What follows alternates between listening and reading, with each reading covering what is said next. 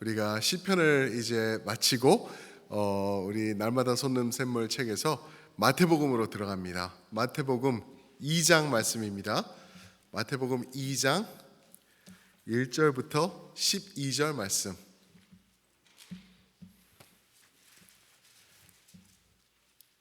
마태복음 2장 1절부터 12절 말씀 찾으셔서 저와 한 절씩 교독하시겠습니다. 1절입니다. 헤롯 왕 때에 예수께서 유대 베들레헴에서 나심에 동방으로부터 박사들이 예루살렘에 이르러 말하되 유대인을 왕으로 나시니가 어디 계시냐? 우리가 동방에서 그의 별을 보고 그에게 경배하러 왔노라 하니 헤롯 왕과 온 예루살렘이 듣고 소동한지라.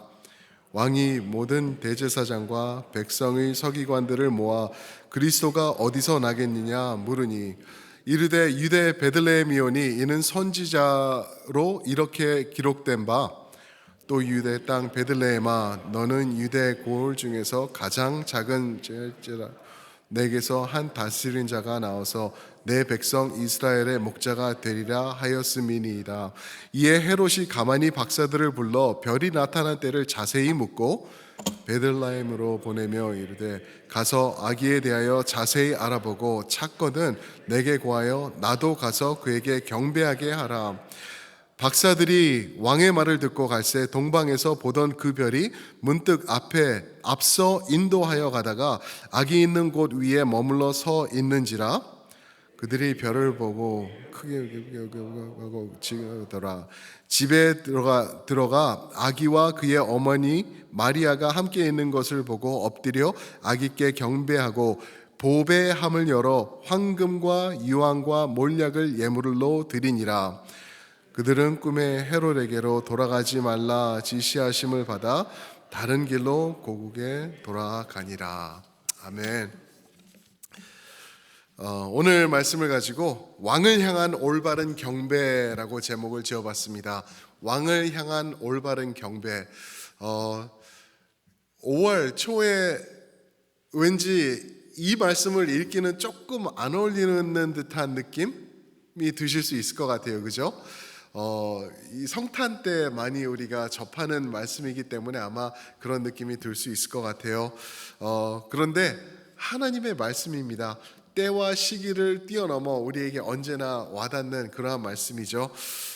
그렇게 우리가 보면서 이 말씀을 통해서 왕을 향한 올바른 예배를 우리가 좀 생각해 봤으면 좋겠습니다. 이 세상에서 가장 큰 축복이라고 하면 무엇일까 한번 생각을 해봤어요. 세상에서 가장 귀한 복 중의 복은 무엇일까? 행복한 가정, 건강, 물질의 풍요함, 이런 것들 다 좋은 거예요. 다 있으면 좋은 거죠. 복이죠. 그런데 이제 이런 모든 것을 누렸던 욥이 고통 가운데 있는 가운데 고백한 것은 이 모든 것은 욥기 14장에 보니까 마치 금방 시드는 꽃과 같으며 그림자 같다라고 표현을 했어요. 아무리 행복하고 건강하고 풍요롭고 안전하고 귀하고 편안한 삶이 지속된다고 하더라도 이것은 마치 시드는 꽃과 같다. 금방 이렇게 없어져 버리는 그림자와 같다라고 표현을 했는데 다윗 왕도 시편에 보니까 한 너다섯 차례 그렇게 비슷한 표현을 얘기를 했어요. 그도 지나는 그림자 같다, 입김 같다, 우리 인생이 꼭 그렇다라고 그렇게 표현을 했습니다. 왜 그러냐면 너무 빨리 지나간다는 거죠. 인생을 살다 보니까 너무 빨리 지나가 버리는 거예요. 그러면은 진정한 우리 삶에 있어서 영원한 축복은 무엇일까? 우리가 이 땅에서 경험할 수 있는 가장 큰 축복은 무엇일까? 그거는 바로 예수 그리스도를 인격적으로 만나는 것인 줄 믿습니다. 아멘. 예수님을 만나는 것이에요. 예수님을 만나면은요, 이 땅에서 내가 금방 말씀드린 행복한 가정, 건강, 물질, 재물 이런 게 풍요하지 않다 하더라도 그것과 비교할 수 없는 더 큰 것, 더 넘어서게 되는 것, 말할 수 없이 표현할 수 없는 그 큰 축복을 우리가 누리게 되기 때문인 것을 우리가 알 수가 있습니다. 그래서 예수님을 우리가 어떻게 해야 되는지, 이 세상의 모든 사람들은 예수님을 가지고 그 앞에서 결단을 해야 되는 그 순간이 오게 돼요. 이 예수를 어떻게 할 것인가, 우리가 예수님 앞에 어떠한 반응을 보여드릴 것인가, 이거를 통해서 내가 그 복을 나의 것으로 취하게 되든지 아니면은 내 앞에 있는 이 복을 그냥 발로 차버리든지 둘 중에 하나가 결정이 되는 거라는 거죠. 마치 예수님이 이 땅에 오심을 통하여서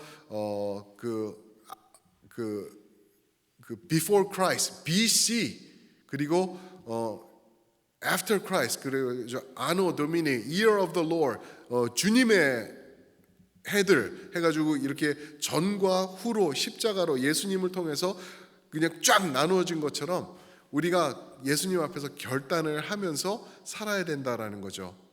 그래서 오늘 말씀을 보면은 세 부류의 사람들이 나와요. 이 사람들이 예수님 앞에 어떻게 반응을 하고 있는지 우리가 보면서 혹시 우리에게도 이런 모습들이 있지는 않나?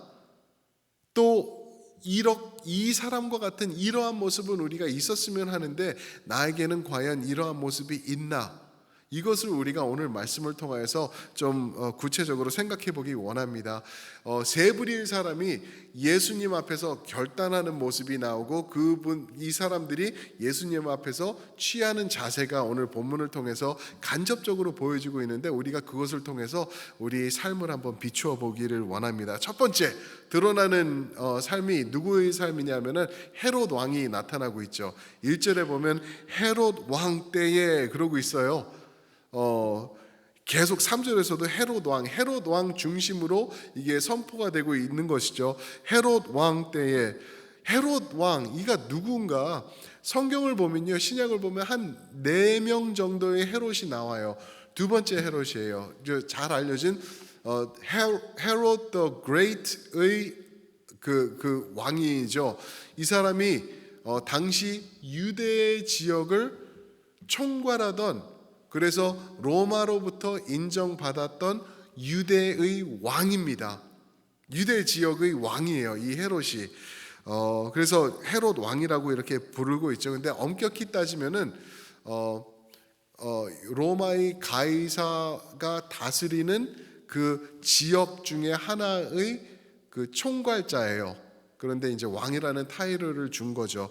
근데 이 헤롯 왕이 있는데 2절을 보니까 유대인의 왕이 오셨다라는 말을 접하게 돼요. 이게 무슨 소리냐 이렇게 나가는 거죠. 유대 지역의 왕은 난데, 내가 유대의 왕인데 어디 유대의 왕이 태어났다는, 이게 무슨 있을 수 없는 소리냐는 거죠. 그래서 이제 좀 얼러트가 되는 거죠. 이게 무슨 일이야 하면서 이제 했는데 3절에 보면 헤롯 왕과 온 예루살렘이 듣고 소동을 했대요. 유대의 왕이 오셨다라는 그러한 소문이 나는 것을 듣고 이제 소동이 난 거예요. 위협을 느낀 거예요. 그리고 이제 이 온 예루살렘이 들은 거는 정말 우리가 기다리던 메시아가 혹시 오신 건가? 우리 조상 때부터 기다리던 우리의 구원자가 오신 거야? 정말? 그러면 로마 이제 끝나고 뒤집어 엎고 저 인간들 죽이고 원수 갚고 이제 우리가 왕 노릇하는 거야? 이런 소동이 이제 막 일어난 거죠. 이제 헤롯 왕도 이제 여기서 위협을 느끼면서 이렇게 서 있는 그러한 모습이죠. 이 헤롯이 얼마나 위험한 존재였냐 하면은요, 리더십으로만 보면은 꽤 괜찮은 사람이었어요. 비전이 있던 사람이었어요. 그래서 많은 것을 세우고, 이 사람이 한 것 중에 하나가 가이사라의 그 방파제라고 하나요? 방파제, 바다에 물이 이렇게 들어오지 못하게 안전하게 하는 거, 이런 거를 만든 사람이에요. 이거를 만들기 위해서 그 험한 물이 있는데 그 나무로 만들어 가지고 돌들과 흙들을 채우고 그것을 땅에 가라앉히게 하면서 이제 땅부터 이렇게 돌을 쌓아갈 정도로 방파제를 만들기 위해서 이런 거를 건설했던 사람이죠. 그래서 이제 고대 시대의 7가지 불가사의 8번째가 이것이 아니면 무엇이냐라고 말할 정도로 그런 많은 업적을 했던 사람이에요. 그뿐인가요? 우리가 알죠. 헤롯 왕이 성전을 건축을 합니다. 그 성전을 건축을 해요. 그래서 헤롯 왕 때 그 솔로몬 때 있었던 그 자리에 거기다가 지금도 있는 그 템플 마운트라고 하죠. 그 바닥 파운데이션 그것을 만들고 거기다가 이제 성을 만든 엄청난 사람이었어요. 근데 이 사람이 그것을 했던 이유는 유대인들에게 인정받고 싶어서, 내가 당신들 왕인데 당신들이 그렇게 중요하는 거 내가 해주겠다 하면서 자기 인기를 얻기 위해서 이렇게 성을 만들었죠. 그런데 이제 당시 왕들은 항상 위험했던 점들이 좀 있었나 봐요.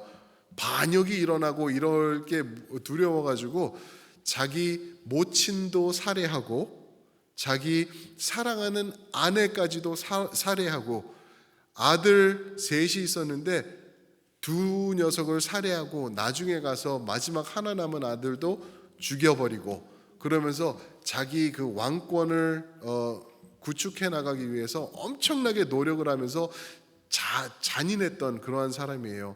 이 사람이 또 어느 정도냐면 사람들이 자기를 싫어하는 것을 알았어요. 그래가지고 자기가 죽을 때 이제 어명을 내린 거죠. 왕으로서 어명을 내려가지고 내가 죽는 순간 지금 잡아들인 유명한 유대인들, 그러니까 죽기 전에 뭐 3개월 전, 5개월 전, 뭐 한 달 전에 이제 유명한 사람들을 많이 잡아들인 거예요. 그래가지고 내가 죽는 순간 이 사람들을 사람들 앞에서 다 죽여버리라, 처형해버려라 라고 얘기를 했어요. 왜 그랬냐면은 자기가 죽을 때 아무도 자기 위해서 울지 않을 거를 알았던 거예요. 그러니까 이 사람들을 죽이면서 자기가 죽는 순간 예루살렘에서 눈물이 있게 하기 위해서 그렇게 했던 악랄하고 하나님을 두려워하지 않던 이런 사람이죠. 오늘날 헤롯 같은 사람은 누구일까 생각을 해봤어요. 오늘날 헤롯 같은 사람이 있을까? 아마 이런 사람들일 것 같아요. 내 위치, 내가 누리는 것들이 아쉬워서 예수님을 인정하지 못하는 사람들, 내가 가지고 있는 것들이 많고 내가 누리고 있는 것들이 있어서 이것들을 놓치기 싫어서 예수님을 내가 인정하는 순간 이것을 손을 벌리고 예수님 앞에 내려놓아야 되는데 이게 싫은 거예요. 그래서 끝까지 붙잡으면서 예수님을 왕으로 인정하지 못하는 사람들이 아마 이런 부류의 사람들이 아닐까, 헤롯 왕과 같은 사람이 아닐까 생각을 해봤습니다. 예수님을 인정할 때 그분 앞에 우리가 온전하게 모든 것을 포기해야 하는 그런 것들이 싫어하는 그런 사람들이겠죠. 아이고, 예수 믿으면 주일날 교회를 매번 가야 되는데, 헌금을 해야 되는데, 11조를 해야 되는데, 교회에서 봉사를 해야 되는데, 나는 나가서 내가 할 게 있고 술 좋아하는 거 마시고 내가 골프 치고 할 게 너무나 많은데 세상의 즐거운 쾌락을 누려야 되는데 이거를 다 놓다니 힘들어하는 그러한 모습이 아마 헤롯과 같은 모습이 아닐까 생각이 됩니다. 아마 둘 중에 하나일 것 같아요. 이런 사람들은요, 예수님을 안 믿든지 아니면은 예수님과 세상에 양다리 걸치든지 둘 중에 하나일 거라는 거죠. 이런 사람들이 오늘날 있죠. 엄청 많이 있다는 거죠. 이런 사람들은 결과적으로 어떤가 하면은 예수님과는 무관한 자들이다라는 거죠. 교회를 다닐 수 있어요. 교회에서 인정받을 수도 있어요. 그러나 주님과는 무관한 사람들이다라고 우리가 생각할 수 있죠. 헤롯 왕 같은 사람들이에요. 여기는 이 사람들에게는 온전한 왕을 향한 예배가 당연히 있을 수 없는 거죠. 그죠? 그런가 하면은 두 번째로 또 오늘 말씀의 4절에 보면은 이 헤롯이 찾아간 사람들이 나와요. 도대체 유대의 왕이 왔다는데 그들이 누구냐? 그가 누구며 어디에 있냐? 그것을 알아봐야 되는데 그 알아볼 사람들이 바로 4절에 나오는 사람들이 누구냐면은 모든 대제사장들과 서기관들입니다. 4절입니다. 왕이 모든 대제사장과 백성의 서기관들을 모아 그리스도가 어디서 나겠느냐 물으니, 그죠? 대제사장들과 서기관들을 찾아갔어요. 대제사장들이 되려면은 하나님의 말씀을 빠삭하게 알고 있어야 돼요. 서기관들은 뭐냐 하면은 하나님의 말씀을 적고 기록하고 이거를 보존해 나가던 사람들이에요. 그래서 이 사람들에게 있어서는 정말 말씀에 대해서는 그 누구보다도 정확히 깨닫고 있었던 사람들, 서기관들이죠. 그래서 이들을 다 불러 모은 거예요. 야, 유대의 왕이 지금 태어났다는데 도대체 어디 있냐? 너희가 아는 지식으로 말해봐라. 그렇게 말하니까 말을 또 해요. 6절에서 또 유대 왕 딸은 베들레헴아 너는 유대 고을 중에서 가장 작지 아니하도다. 내게서 한 다스리는 자가 나와서 내 백성 이스라엘의 목자가 되리라.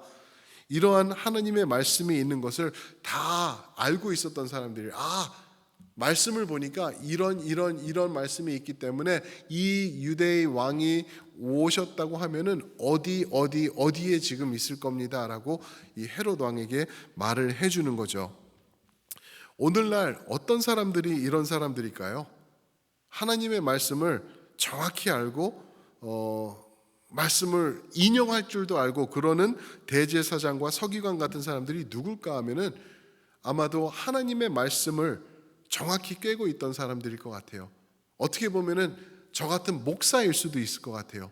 말씀을 항상 접하고 이렇게 가르치고 전하고 그러는 역할을 하는 저 같은 사람, 또는 평신도 중에서라도 성경 지식이 빠삭했던 사람들, 또 어떻게 보면은 교회에서 직분을 가지고 있어서 말씀을 항상 접하면서 듣고 교회 안에서 또는 그 모태 신앙으로서 교회 안에서 성장한 사람들, 그래서 말씀으로 듣고 말씀으로 살고 주일날 예배 드리고 수요일날 예배 나오고 기도 모임 가고 성경 공부하고 제자 훈련 받고 이러는 사람 아니었을까 우리가 생각해 볼 수가 있겠죠.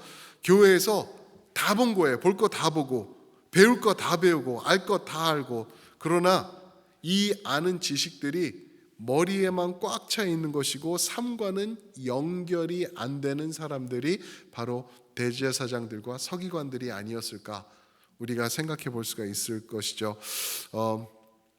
이런 사람들이 누군지 우리가 어떻게 알 수 있을까? 마태복음서를 보면은 그 열매를 보고 그 나무를 알 수 있다 그러셨죠. 아마 그들의 삶을 보면은 분명히 알 수 있을 거예요. 분명히 신앙인이에요. 분명히 종교인인데 이 사람의 삶을 보면은 굉장히 인간적인 생각으로 꽉 차 있어요. 또 세상적인 가치관이 이 사람을 그냥 장악하고 있어요. 대제사장들, 바리새인들 중에서 나오는 사람들이거든요. 대제사장들은, 바리새인들은 돈을 굉장히 좋아했던 사람들이다라고 복음서에서 얘기를 하죠. 아마 세상적인 물질적인 가치관과 이것들을 다 붙잡고 있었던 그런 사람들이었을 거라고 우리가 생각해 볼 수가 있겠죠. 굉장히 나 중심인 사람들. 오늘날도 그렇죠. 교회를 다니면서 신앙생활을 하는데도 예수 중심이기보다는 예수 먼저 하나님이기보다는 나 먼저예요. 내가 있고 나를 위해 존재하는 예수님, 나를 행복하게 해주기 위하여서 계시는 하나님, 이렇게 나아가는 그러한 잘못된 모습의 성도들, 아마 그런 사람들이 분명히 대제사장과 서기관 같은 사람들이 아닐까 우리가 생각해 볼 수 있을 것 같아요. 그리고 이 사람들이 결국에는 어떻게 하나요? 예수님을 죽이는데 앞장서죠. 칼을 갈고 있다가 때를 기다리고 있다가 흠 잡을 거를 찾고 있다가 몇 차례 돌을 집어들고 사람들을 이렇게 이끌면서 이렇게 공격을 하려고 하다가 그게 안 되니까 어느 순간 딱 해가지고 그래?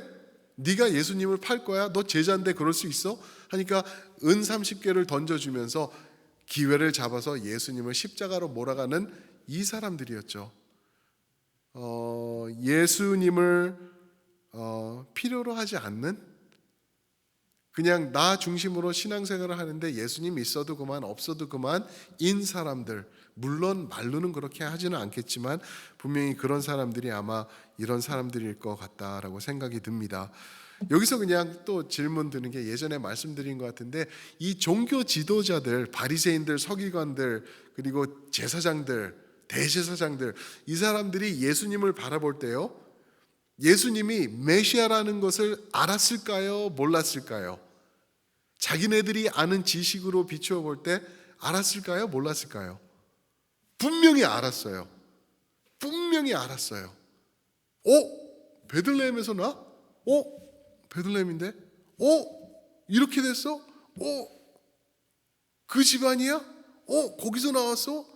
이러면서 정황을 따져보고 구약의 말씀과 이것을 아마 비추어 볼 때 이거는 빠삭하게 이 사람들이 알고 있었던 지식인데, 예수님을 가르쳐서 보면은 분명히 맞아 떨어지는 것, 그리고 그들이 알고 있던 그 올바른 하나님의 사람의 모습, 그러한 능력, 그러한 기적, 그러한 말씀의 능력, 이런 것들이 있는 것을 보면서 죽은 자를 살리고, 그러죠. 나병 환자의 병을 깨끗이 하고, 나병 환자를 고친다는 것은 오직 하나님만이 할 수 있는 것인데, 자기 눈앞에서 이게 벌어지고 있는 것을 봤을 때는 100%, 120% 이 사람들은 이 사람이 메시아다라는 거 분명히 알았을 거라는 거예요. 그런데 인정을 안 한 거죠. 죽음으로 몰아간 거예요. 왜 그러냐 하면은 자기네들이 구축해 놓은, 자기네들이 일구어 놓은 시스템이 있었어요. 그래서 이 시스템 안에서 자기네들이 뺑글 돌고 그러면은 돈은 돈대로 모이고, 인정은 인정대로 받고, 권위는 권위대로 자기가 누릴 수 있고, 사람들은 자기들 앞에 쩔쩔매야 되고, 이런 모습이 있었어요. 그런데 이 메시아가 왔는데, 분명히 메시아인데 하는 거를 보니까 이 우리가 구축해 놓은 이 시스템을 박살내고 있거든요. 이게 아니라는 거예요.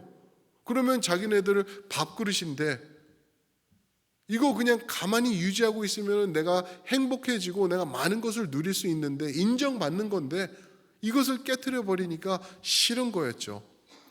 분명히 메시아인데도 내 욕심 때문에 그 메시아를 서슴없이 죽일 수 있는 그 자리까지 가는 이 대제사장들과 서기관들이었죠. 그런데 한 부류의 사람이 오늘 말씀에 또 나오고 있어요. 이 사람들이 참 희한한 사람들이에요. 누굴 것 같아요? 세 사람인데 솔직히 세 사람인지도 몰라요. 이 사람들이 가지고 와서 그 어린 예수께 드린 선물이 3개니까 3명이었을 거다라고 추측을 하는 거지, 3명이 아니라 몇 명이 될 수도 있는 것 같아요. 누구죠? 동방박사예요. 동방박사. 1절 보시면은 헤롯 왕 때 예수께서 유대 베들레헴에서 나심에 동방으로부터 박사들이 예루살렘에 이르러 말하되, 동방으로부터 박사들이 왔대요. 예루살렘에 이르렀대요. 그래가지고 어디 계시냐, 우리가 이분의 별을 보고 이 자리까지 왔는데 어디 계시는지 우리가 이분을 보러 왔다라고 얘기를 하고 있죠. 동방박사들 누굴까요? 이 사람들은 분명히 예수님을 찾아 나섰던, 예수님이 너무 귀해가지고 예수님을 만나기 위해서 행동으로 옮겼던 사람들이라고 우리가 표현할 수 있겠죠. 그죠? 그냥 믿음은 내가 내 안에 있는 것, 내가 생각하는 것, 내가 주말에 1시간 정하는 것, 이게 아니라 날마다 나의 삶으로 옮기면서 이것을 향하여서, 내가 동방 출신인데 어딘지는 정확히 몰라요. 근데 좌우지간 먼 곳인 거는 우리가 알 수 있겠죠. 여긴데 이분을 향해서 내가 서슴지 않고 내가 찾아가리다 하면서 예배하러 찾아오는 동방박사들의 부류가 있다는 거죠. 이들은 오늘로 치면은 예수님을 사랑하고 예수님을 찾아 나서고 예배하기 위해서 전심전력으로 드리고 헌신하고 그분 앞에 나오는 사람들이 아니었을까 생각해 볼 수 있죠. 근데 왜 박사들이라고 할까? 그냥 여기 영어로 보면 매자이라 그러는데 매자이라는 말에서 매직이라는 단어가 나온대요. 그러니까 무슨 말이냐면은 이 사람들이 별을 보고 별자리를 보며 맞추는 사람들이었어요. 그러니까 세상적으로 보면은 어떻게 말하면은 세상적인 문화와 이해, 의식과 지식이 많이 있었던 사람들이에요. 그러니까 세상에서 인정받던 사람들일 수도 있어요. 그런데 성경적으로 보면은 구약 성경에서 너희가 바알을 섬기고 아세라 여신을 섬기고 일월 성신을 섬기는 것을 삼가하라 그랬거든요. 별들, 별자리와 달자리 이런 것을 보면서 너희가 거기에 추측하고 그러는 것을 삼가하라, 버리라 그랬던 거예요. 근데 이 사람들은 별자리를 보고 별이 움직이는 보고 또 온 거예요. 그러니까 어떻게 보면은 하나님을 유일한 하나님으로 믿는 사람들에게는 그렇게 이쁘어 보이지는 못했던 사람들이라는 것을 우리가 또 추측해 볼 수 있는 그러한 사람이에요. 근데 하나님이 기가 막히시죠? 하나님이 항상 이렇게 종교 지도자들은 하나님께서 사용하지 않으세요.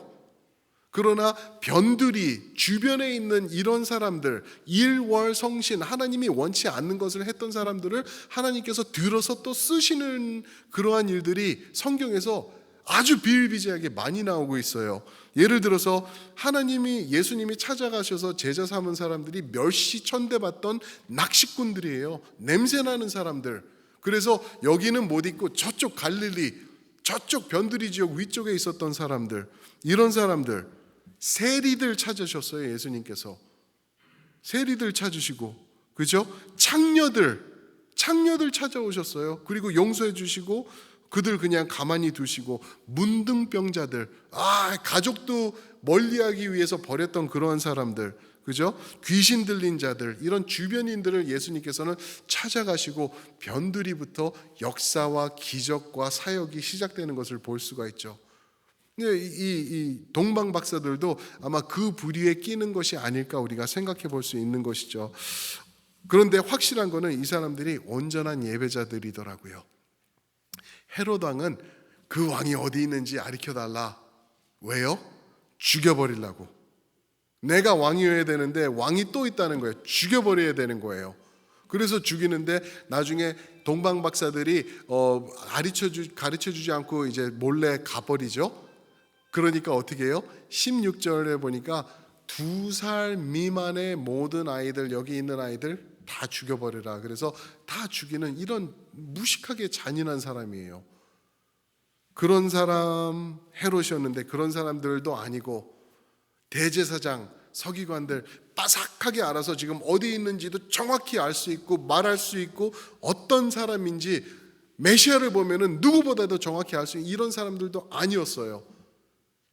동방에서 저쪽 변두리에서 별 보고 달 보고 점치고 그러던 사람들을 하나님께서는 불러오셔가지고 그 이방인들을 통하여서 하나님의 역사를 일구어 나가는 것을 봅니다. 사랑하는 성도 여러분, 하나님은요, 내가 잘하기 때문에, 내가 종교적인 모습이 있기 때문에 나의 예배를 받으신다가 아닙니다. 내가 능력이 있고 내가 인정받고 왕 같은 헤롯 같은 모습이 있어서 나를 귀하게 보시는 하나님이 아니신 거예요. 하나님은 무조건적으로 당신께서 취하시는 사람들, 그 사람들이 일월 성신을 섬기던 사람들일지라 할지라도 내가 그들을 거룩하게 할 거야 라고 하셔서 불러 모으시는 하나님이시라는 거죠. 그렇게 불러 모으실 때 우리가 온전히 반응하면서 나와서 그분을 예배할 수 있는 것 너무나 중요한 것이라는 것을 우리에게 말씀해 주고 계시는 거죠. 행함의 예배, 행동으로 옮겨서 찾아오는 예배, 그렇죠? 그리고 기쁨으로 예배하는 거예요. 별이 쓴 것을 보고 기뻐하면서 그 자리로 쫓아가는 그들, 그것뿐인가요? 아낌없이 드리는 예배, 가장 귀한 것들 가지고 와서 주님 앞에 바치면서 예배 드리는 이런 모습, 헌신의 모습까지 있었던 이런 사람들인 것을 볼 수가 있죠. 우리 찬양을 한 곡 아까 불렀던 찬양 부르면 좋겠는데, 사랑하는 성도 여러분, 여러분들은 어떤 부류에 속하시나요? 나는 첼트넘 교회의 핵심 주류 세력이야, 그러신가요? 아니면은 나는 교회에서 성장해서 모태신앙으로 커서 하나님의 말씀을 잘 아는 사람이야, 다 알아, 뭐 그렇게 말이 길어, 이러는 모습인가요? 아니면은 나는 부족한데 하나님이 나 부르셨기 때문에 이 자리에 왔습니다, 예배합니다, 기도합니다, 나의 자신을 주님 앞에 올려드립니다, 그러한 모습으로 나가시나요? 우리가 우리 자신들을 봐야 될 줄 믿습니다. 그리고 한 가지 더 우리 셋업하는 동안 말씀을 드린다고 하면은요, 마태복음 24장을 오늘 이 말씀을 보면서 한번 봤는데요, 예수님 오실 때 됐어요. 사랑하는 성도 여러분, 예수님 문 앞에 서 계시는 것 같은 느낌? 너무 무서워요. 우리가 그냥 좋은 게 좋은 거다, 그냥 business as usual 이러면서 갈 수 없는 시기를 우리가 지금 지나고 있다는 거예요. 너희가 징조를 보면은 알 수 있을 거다라고 말씀하셨어요. 노아의 시대와 동일하다. 지금 그 시대를 우리가 지나고 있다는 것, 이제는 온전한 믿음으로 예배자로 왕을 예배하시는 여러분들 모두가 되게 축복합니다. 아멘. 우리 아까 불렀던 그 찬양, 오늘 이곳에 계신 성령님, 우리 함께 부르시고 우리 기도의 자리로 들어가면 좋겠습니다.